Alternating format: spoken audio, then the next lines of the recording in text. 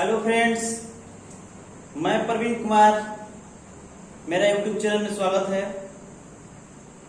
दोस्तों, मैं प्राचीन इतिहास का वीडियो अपलोड कर रहा हूं और ये जो आज का वीडियो जो होगा, मगध राज का उत्कर्ष किस प्रकार से हुआ, इसमें कौन कौन से प्रमुख वंश हुए और कौन कौन से राजा हुए, उनके बारे में पढ़ेंगे। तो दोस्तों, ये जो टॉपिक है कोई भी एग्जाम के लिए बहुत इंपॉर्टेंट है और हर एग्जाम में ये क्वेश्चन इस टॉपिक से क्वेश्चन देखने को मिलता है। तो दोस्तों चलिए स्टार्ट कर रहे हैं। सबसे पहले यहाँ पर हेडिंग है मगध राज्य का उत्कर्ष। मगध राज्य का उत्कर्ष किस प्रकार से हुआ, आखिर क्या मतलब भूमिका रही। तो दोस्तों, मैंने पिछला वीडियो में बताया था 16 महाजनपदों के बारे में, और जो 16 महाजनपदों में से उसी महाजनपद में एक बहुत समृद्ध और बहुत शक्तिशाली जनपद जो मगध महाजनपद था, और ये भी बताया था कि जो 16 जो महाजनपद है इसकी जानकारी अंगुत्तर निकाय में मिलती है। तो उसी महाजनपदों में से मगध बहुत इंपॉर्टेंट महाजनपद था उस समय।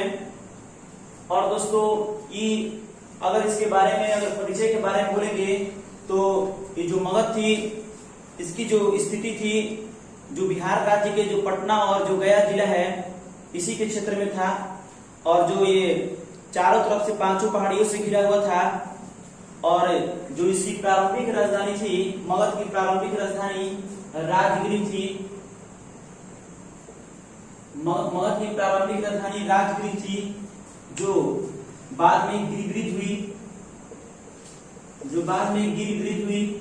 तो मगध की प्रारंभिक राजधानी पूछे तो राजगिरी बोलिएगा, और राजगिरी को हम लोग गिरिगृत बोलते हैं। लेकिन ध्यान दीजिए दोस्तों कि मगध की प्रारंभिक राजधानी राजगिरी थी, बाद में गिरिगृत हुई। तो दोस्तों ध्यान समझिएगा, इसकी परिचय के बारे में बोले कि मगध जो 16 महाजनपदों में से एक समृद्ध और शक्तिशाली महाजनपद था, और कि जो मगध जिस समय समृद्ध था उस समय भगवान बुद्ध भी यहाँ पर दर्शन दिए थे, और भगवान बुद्ध से पहले भी यहाँ पर राजा होते थे जिनका नाम था जरासंध तथा वृद्धरथ यहाँ का शासक था। जरासंध तथा वृद्धरथ मगध के शासक था। मतलब ये महात्मा बुद्ध से पहले भी मगध के 2 शासक थे, जरासंध तथा वृद्धरथ। और महात्मा बुद्ध के समय बिंबिसार जो इंपॉर्टेंट शासक होता है। तो दोस्तों ध्यान सुनिएगा, अगर क्वेश्चन पूछे आपसे कि मगध महाजनपद का प्राचीन संस्थापक कौन है, प्राचीन मगध का संस्थापक कौन है, तो आंसर आपका होगा वृद्धरथ। अगर एग्जाम में क्वेश्चन पूछे कि मगध का प्राचीन संस्थापक कौन है, तो आंसर होगा वृद्धरथ। अगर पूछेगा कि मगध महाजनपद का वास्तविक संस्थापक कौन है, वास्तविक अगर लगा दे तो याद रखिएगा होगा Bimbisara. Very very important question है, दोनों अलग अलग क्वेश्चन है। मगध राज्य का प्राचीन संस्थापक पूछे तो वृद्धरथ होगा, और मगध राज्य का वास्तविक संस्थापक पूछे तो बिंबिसार होगा। तो दोस्तों ध्यान दीजिएगा, अब इसकी भौगोलिक स्थिति के बारे में वर्णन कर रहे हैं कि जो मगध महाजनपद है इसकी स्थिति क्या थी। थोड़ा सा देखेंगे यहाँ पर, जो मगध था ये बिहार राज्य के जो दक्षिणी क्षेत्र है वहां पर स्थित था, और जो इनकी डायरेक्शन थी, ये मान लीजिए मगध है, अगर ये पश्चिम और ये पूर्व और ये उत्तर और ये दक्षिण, तो अगर ये मगध है तो मगध के जो उत्तर में एक गंगा नदी बहती थी। मगध के उत्तर में गंगा नदी, और मगध के जो दक्षिण है यहाँ पर विंध्य पर्वत। मगध के जो पूर्व में है यहाँ पर चंपा भी एक महाजनपद था। एक महाजनपद की राजधानी थी चंपा, जो अंग महाजनपद का राजधानी था। अंग महाजनपद की राजधानी पूछेगा तो चंपा, जो मगध महाजनपद के पूर्व में पड़ता है। बाद में इस चंपा को मगध में ही मिला लिया जाता है। देखिए, अगर पश्चिमी की बात करें मगध के पश्चिम का, तो मगध के पश्चिम में आपका होगा सोन नदी होगा। ये हुआ मगध महाजनपद का चौहदी। उत्तर में गंगा नदी, दक्षिण में विंध्य पर्वत, पूर्व में चंपा और पश्चिम में सोन नदी। उत्तर में गंगा, दक्षिण में विंध्य पर्वत, पूर्व में चंपा और पश्चिम में सोन नदी। ये महाजनपद के चौहदी है, इसकी भौगोलिक स्थिति है। तो दोस्तों मगध जो महाजनपद था ये समृद्ध इसलिए था क्योंकि यहाँ पर मिट्टी थी बहुत उपजाऊ थी और यहाँ पर लोग बहुत ज्यादा व्यापार करते थे और यहाँ पर जो प्रकृति सुरक्षा भी थी बहुत इंपॉर्टेंट था। किसी भी प्रकार का प्राकृतिक संकट नहीं था, इसीलिए यहाँ हर चीज समृद्ध था, विकास होता था यहाँ पर, इसीलिए यह सभी महाजनपदों में से सबसे समृद्ध महाजनपद माना जाता है। तो दोस्तों अगर इस महाजनपद के हम लोग प्रमुख वंश के बारे में पढ़ेंगे, कौन कौन सा वंश है, तो ध्यान दीजिएगा ये जो मगध का प्रमुख वंश है ये क्रम से है और एग्जाम में पूछता है कि मगध महाजनपदों में जो वंश थे उसका क्रम बताइए। तो दोस्तों ध्यान दीजिएगा उसके लिए ट्रिक है मगध महाजनपद में जो जो प्रमुख वंश हुए उनके लिए ट्रिक है हसीना मौसूकासात। तो देखिए इस ट्रिक से वेरी वेरी इंपॉर्टेंट यहाँ पर वंश से जानेंगे हम लोग। जैसे अगर ह का बात करें तो ह से हो जाएगा हर्यक वंश, ह से होगा हर्यक वंश और सी से होगा शिशुनाग वंश,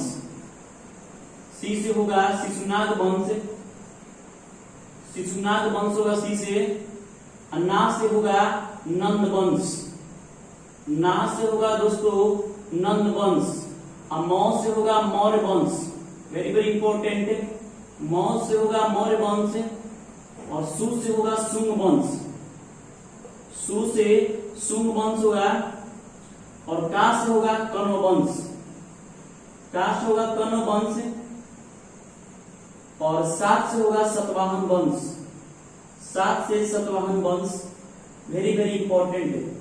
ध्यान दीजिएगा ये मगध महाजनपद के प्रमुख वंश हैं, 1 2 3 4 5 6 7, ये 7 जो है इंपॉर्टेंट प्रमुख वंश हैं। अनका ट्रिक है हसीनामौसूकासात, ह से हर्यक वंश, सी से शिशुनाग वंश, ना से नंद वंश, मौ से मौर्य वंश और सु से शुंग वंश, क से कण्व वंश, सात से सतवाहन वंश। जितने भी वंश है इन सभी वंशों के जो शासक हैं हम लोग बहुत गहराई से पढ़ेंगे। तो दोस्तों ध्यान दीजिएगा हम लोग पढ़ रहे हैं सबसे पहले हर्यक वंश के बारे में पढ़ेंगे। तो ध्यान दीजिएगा दोस्तों हर्यक वंश वेरी वेरी इंपॉर्टेंट क्वेश्चन पूछता है कि हर्यक वंश का संस्थापक कौन था। देखिएगा अगर हर्यक वंश का संस्थापक पूछे, हर्यक वंश या मगध का वास्तविक संस्थापक पूछे, हर्यक वंश का संस्थापक पूछे या मगध का वास्तविक संस्थापक पूछे तो आंसर होगा बिंबिसार होगा।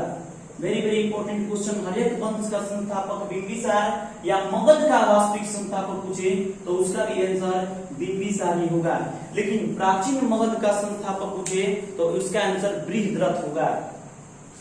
दोस्तों इस बिंबिसार के बारे में हम लोग पढ़ेंगे अच्छी तरह से। तो बिंबिसार जो है यह बिंबिसार गद्दी पर मगध की गद्दी पर 544 ईसा पूर्व में मगध की गद्दी पर बैठा, 544 ईसा पूर्व में मगध की गद्दी पर बैठा और उन्होंने अपनी राजधानी राजगिरी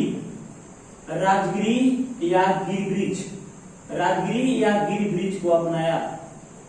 उसने अपनी राजधानी राजगिरी या गिरिब्रिज को अपनाया बिंबिसार ने मात्र 15 वर्ष की उम्र में मगध की गद्दी पर बैठा 544 ईसा पूर्व में और अपनी राजधानी राजगिरी या गिरिब्रिज को बनाया।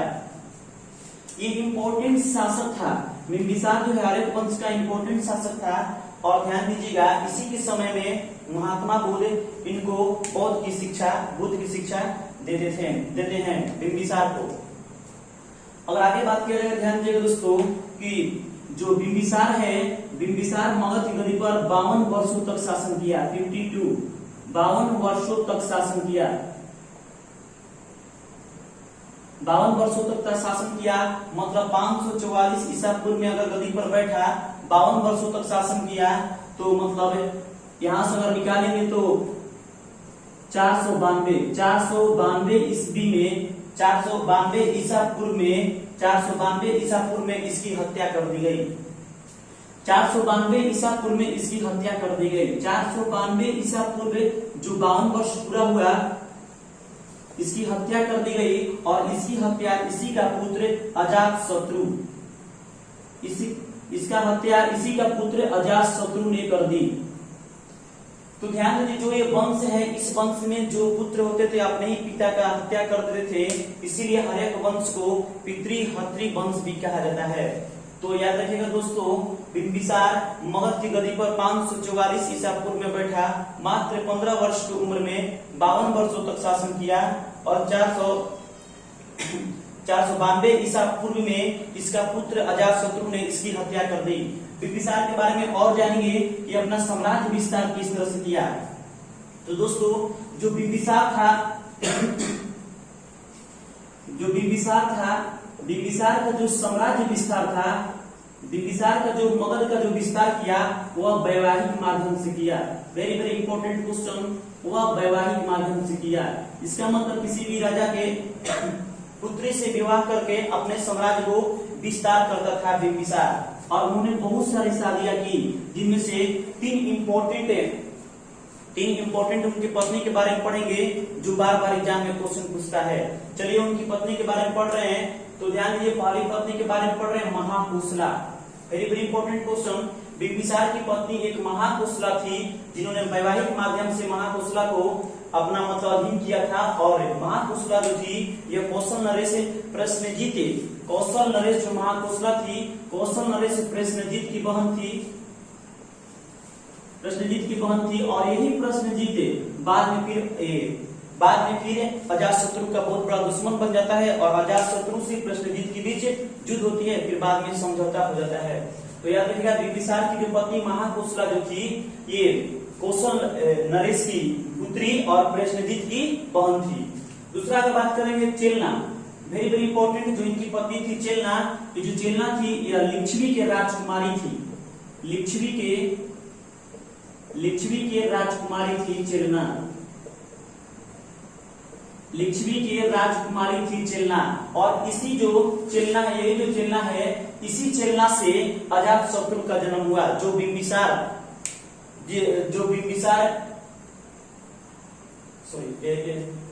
इसी चेलना से अजातशत्रु का जन्म हुआ और अजातशत्रु ने अपने पिता बिंबिसार की हत्या कर दी। तो चेलना की जो पुत्र हुआ वह अजातशत्रु हुआ। अगर तीसरी पत्नी की बात करें तो क्षेमा, वेरी वेरी इंपॉर्टेंट क्वेश्चन। ये जो क्षेमा जो है, ये पंजाब से बिलोंग करती थी और ये भी मतलब ये तीन इंपॉर्टेंट महारानियां हैं, ये बिंबिसार का, महाकोसला, चेलना, क्षेमा। और इसकी स्थिति पूछता है, स्थान भी पूछता है। तो महाकोसला कौशल नरेश की मतलब बेटी थी, प्रश्नजीत की बहन, और चेलना जो थी लिच्छवी के राजकुमार थी, और क्षेमा जो पंजाब से बिलोंग करती है।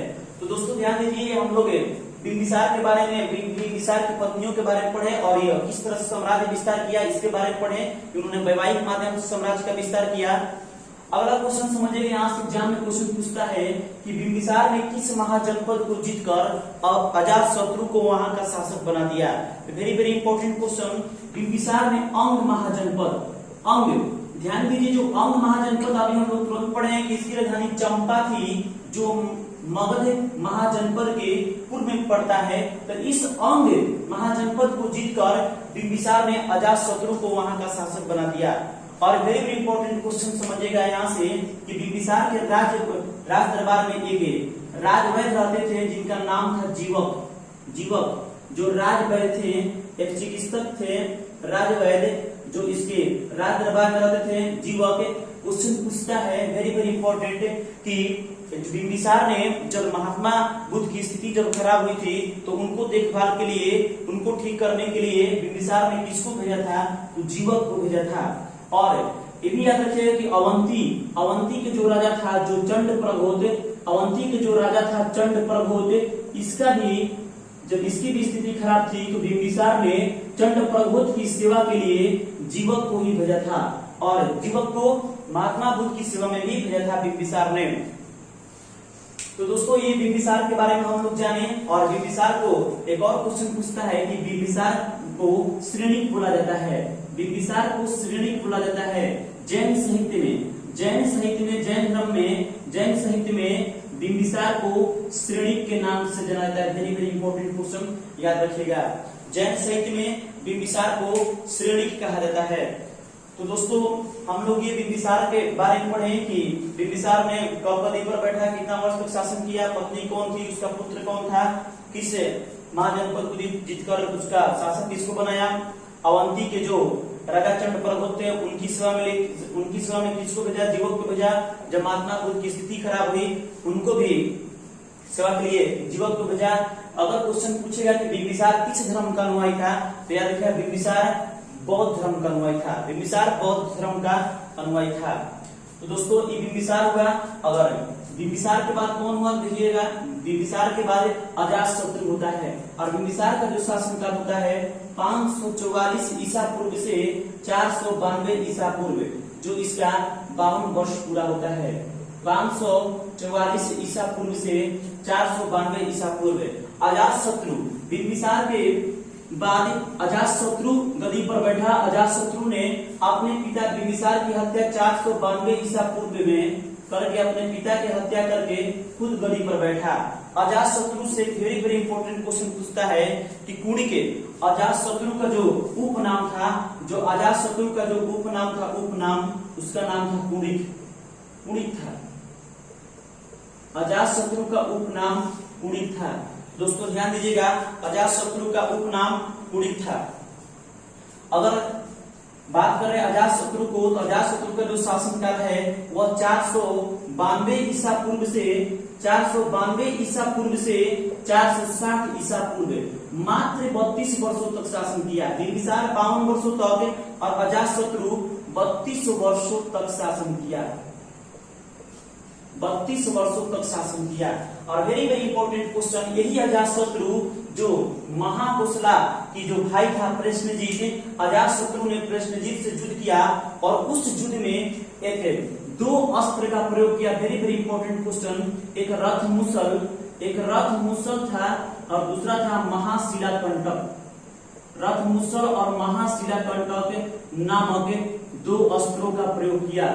ध्यान दीजिएगा दोस्तों, ये रथ मुसल उसको बोलते हैं कि जब रथ में जब ये अजातशत्रु जब रथ पर बैठता था तो रथ के आगे मतलब चाकू लगाया जाता था, ताकि दुश्मन अगर उस पर आघात करे तो दुश्मन को क्षति पहुंचे और जो दुश्मन का जो घोड़ा या हाथी हो वह मतलब घायल होकर गिर जाए। इसको बोलते हैं रथ मुसल। और महाशिलाकंटक मतलब बड़े बड़े पत्थरों का औजार बनाकर, मतलब बड़े बड़े पत्थरों का औजार बना हुआ था, जिसको बोलते हैं महाशिलाकंटक है। ये अजातशत्रु ने इन दोनों अस्त्रों का प्रश्नजीत के युद्ध में प्रयोग किया, परंतु यह युद्ध समझौता के साथ हुआ। और फिर प्रश्नजीत की जो प्रश्नजीत की जो बहन थी, फिर उसकी प्रश्नजीत की बेटी थी, प्रश्नजीत की बेटी से अजातशत्रु को शादी करा दिया गया। दोस्तों अजातशत्रु से वेरी वेरी इंपॉर्टेंट है कि अजातशत्रु ने अपने पिता की हत्या, बिंबिसार की हत्या 492 ईसा पूर्व में करके खुद गद्दी पर 460 ईसा पूर्व में बैठ गया और इसका उपनाम कुणिक था और 32 वर्षों तक शासन किया। इसने प्रश्नजीत की से युद्ध किया। उस युद्ध में रथमुसल और महाशिलाकंटक नामक ये औजार का प्रयोग किया अजातशत्रु ने। और अजातशत्रु जो था यह जैन धर्म का अनुयायी था। Very very important question, Jain धर्म का अनुयायी था। अभी हम पूरे पढ़े हैं कि जो बिंबिसार था वह बौद्ध धर्म का अनुयायी था और जो अजातशत्रु है वह जैन धर्म का अनुयायी था। तो दोस्तों याद रखिएगा। इसके बाद हम लोग उदयन और अजातशत्रु के बाद अजातशत्रु की उसी तरह अजातशत्रु जो है इसकी हत्या उसका पुत्र उदयन। अजातशत्रु जो था, अजातशत्रु जैन धर्म का अनुयायी था। और अजातशत्रु से एक और इम्पोर्टेंट क्वेश्चन यहाँ जानेंगे कि प्रथम बौद्ध समिति का जो आयोजन हुआ 483 ईसा पूर्व में, प्रथम बौद्ध समिति चालू हुआ था दोस्तों। तो प्रथम बौद्ध समिति का जो आयोजन हुआ 483 ईसा पूर्व में, उस समय जो शासन था अजातशत्रु का ही शासन था। और जो अध्यक्ष था उस समय अध्यक्ष था महाकश्यप। शासन का था अजातशत्रु का। प्रथम बौद्ध समिति 483 ईसा पूर्व में हुआ और इसका जो अध्यक्ष था महाकश्यप था और जो शासनकाल था वह अजातशत्रु का शासनकाल था। और वेरी वेरी इंपॉर्टेंट क्वेश्चन यहाँ से भी, अजातशत्रु के जो ये प्रथम बौद्ध समिति है किस गुफा में हुई थी? सप्तगर्णी गुफा, वेरी वेरी इंपॉर्टेंट याद रखिएगा, सप्तगर्णी गुफा उसका है किस गुफा में? तो सप्तगर्णी गुफा में हुई थी प्रथम बौद्ध संगीति का आयोजन। ये अजात शत्रु के समय ही हुई थी, जितना हम लोग पढ़े अभी। अब देखिए, अब थोड़ा सा पढ़ रहे हैं उदयन के बारे में। तो उदयन का वेरी वेरी इंपॉर्टेंट क्वेश्चन होगा कि जिस तरह से अजातशत्रु ने अपने पिता बिंबिसार की हत्या किया, उसी तरह उदयन ने भी अपने पिता अजातशत्रु की हत्या कर दी। कब? तो 460 ईसा पूर्व में, 460 ईसा पूर्व में अजातशत्रु का शासनकाल खत्म। मतलब उदयन अजातशत्रु को 460 ईसा पूर्व में खत्म कर देता है और खुद गद्दी पर बैठ जाता है। और यह चलता है 440 ईसा पूर्व, 440 ईसा पूर्व, 460 से 440 ईसा पूर्व उदयन गद्दी पर बैठता है। 460 से 440 ईसा पूर्व। तो जितना ही पढ़ा रहा है सभी ईसा पूर्व में चल रहा है। और उदयन से एक और इम्पोर्टेंट क्वेश्चन पूछता है कि जो पाटलिपुत्र की स्थापना किया, पाटलिपुत्र की स्थापना उदयन ने किया था। और उदयन का जो पुत्र हुआ वो हुआ Nagdashak. Very very important question, ध्यान दीजिएगा। नागदशक जो 440 से 412 और यहाँ से 412 ईसा पूर्व में हर्यक वंश की समाप्ति होती है। और हर्यक वंश का जो अंतिम शासक होता है वह नागदशक। और इसकी हत्या, नागदशक की हत्या करके शिशुनाग ने नागदशक की हत्या करके 412 ईसा पूर्व में एक नए वंश की स्थापना करता है, जिसको बोलते हैं शिशुनाग वंश, जिसको बोलते हैं शिशुनाग वंश। दोस्तों समझिएगा ध्यान से, हर्यक वंश में सबसे पहले राजा बिंबिसार की हत्या अजातशत्रु ने किया, अजातशत्रु की हत्या उदयन, और इस तरह से नागदशक है। तो हर्यक वंश के संस्थापक हुआ बिंबिसार, मगध राज का वास्तविक संस्थापक बिंबिसार, लेकिन मगध राज का प्राचीन संस्थापक बृहद्रथ होगा। अजातशत्रु का उपनाम कुणिक, पाटलिपुत्र की स्थापना उदयन, और हर्यक वंश का अंतिम शासक नागदशक, जिसकी हत्या शिशुनाग ने कर शिशुनाग वंश की स्थापना की 412 ईसा पूर्व में। इस तरह से जो हर्यक वंश से 544 से लेकर पूरा शासनकाल 412 ईसा पूर्व तक चला हर्यक वंश का। तो दोस्तों ये जो हर्यक वंश था एक मतलब ऐसा वंश था जिसमें जो पुत्र था पिता की हत्या करते रहा, इसीलिए इस वंश को पितृहत्री वंश भी कहते हैं। और जो इम्पोर्टेंट शासक हुआ और उसके बारे में हम लोग पढ़े। तो दोस्तों अगर वीडियो अच्छा लगे तो जरूर शेयर कीजिए, लाइक कीजिए, सब्सक्राइब कीजिए अगर अच्छा लगे तो। इसके बाद हम लोग पढ़ेंगे शिशुनाग वंश, नंद वंश के बारे में पढ़ेंगे। तो थैंक यू दोस्तों।